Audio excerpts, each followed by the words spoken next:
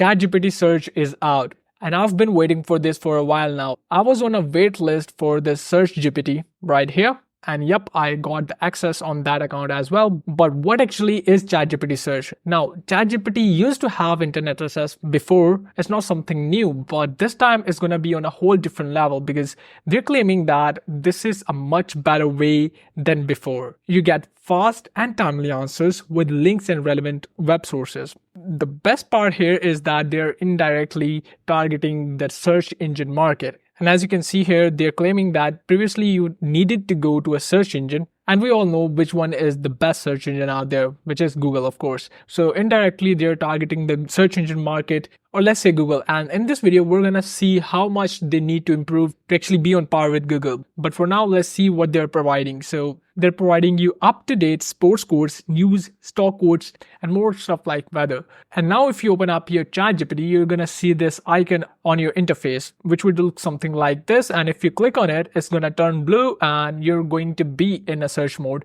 Although you can search without clicking on this icon, but this is a more specific way to actually tell ChatGPT that we're in the search mode and I need you to search the internet. Now you must have this question: who actually has access to this new feature? So the ChatGPT Plus and Teams users have the access, as well as the SearchGPT waitlist users will get the access as soon as it was released. As for the enterprise and EDU users, they'll get the access in the next few weeks. But for free users, you guys have to wait for a few months, as they're saying that you will get the access over the coming months, and that is a given. So that was the introduction. Now let's get straight into the app and actually test it out. Hi and welcome back to SkillCurb. This is your host Shamrez, and we're finally inside the ChatGPT's web app, and we're gonna test out how good the new web search feature is.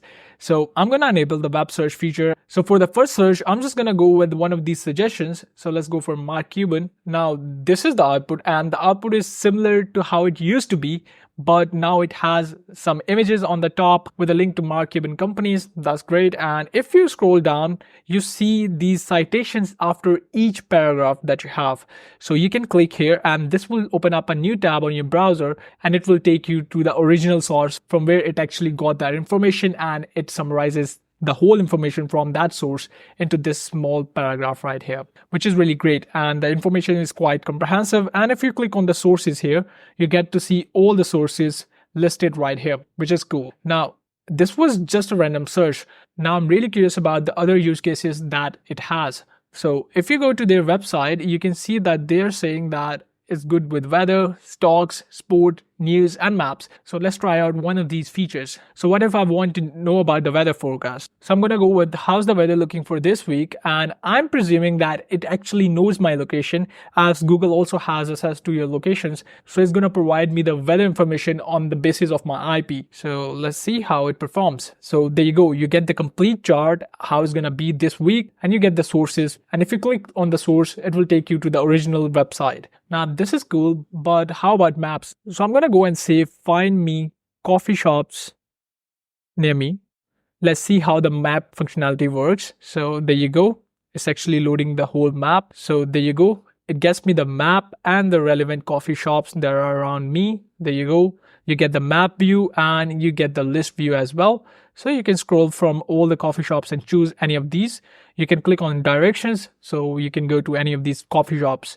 And if you notice, on each card, there is a citation. So if you click here, you can go to their original website, which is really cool. Now I asked about what is the news updates for today, and it gave me a comprehensive overview of the international news, the US politics, technology, entertainment, sports. So it's basically everything that you need, and you get the relevant links here. So if you click on the sources, you get all the sources like the CBS News here. If I click there, we go to the original source website as usual. The news is quite comprehensive. We get everything in one go. What about the stocks? As for stocks, I asked it about Nvidia and Microsoft stock prices, and there you go. You get these amazing interactive visualizations, like you can go from today to 5 years ago, and you can view all the stock history, which is really great. So this is Nvidia and this is Microsoft. But I want to see, can we get a comparative graph? So I'm going to ask it to give me a comparative stock price view. So let's see. So I asked it about a comparative stock price view, and yes, it gave me the stock prices for both of these and the details about how the companies are doing. And the most important part right here is the information is up to date. As you can see, it is on November 2, 2024, which is today. So the information is up to date. It's not going to be outdated. So I think this is quite impressive, and I totally want you to check out this amazing new feature that ChatGPT just released.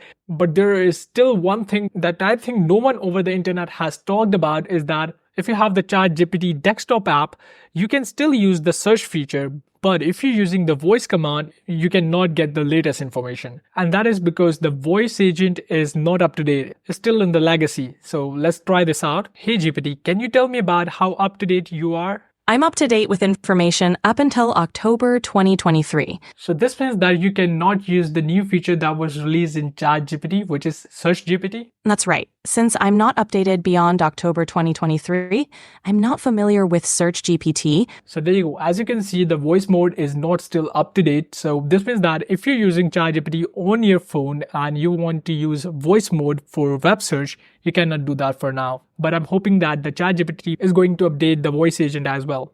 And with that said, now is the crucial part. So I want to check what is actually the criteria for ChatGPT to compete with Google. So if we see how much traffic chatgpt.com is getting 3 billion visits, and it ranks on 11th place worldwide. Now it's time for Google. So let's see how Google ranks. And there you go. For the September 2024 traffic for Google, it is 132 billion, and it ranks number 1 worldwide. So yeah, ChatGPT cannot beat Google in one go, but I think ChatGPT does have the potential of beating Google some point in the future, because Google has been out there for 20 years and GPT is just a novice in this field. But still, I'm rooting for ChatGPT. And with that said, I want to conclude this video. And in this video, we talked about how this new ChatGPT search feature is competing with Google, but it still lags a lot. And what are the use cases for the ChatGPT search?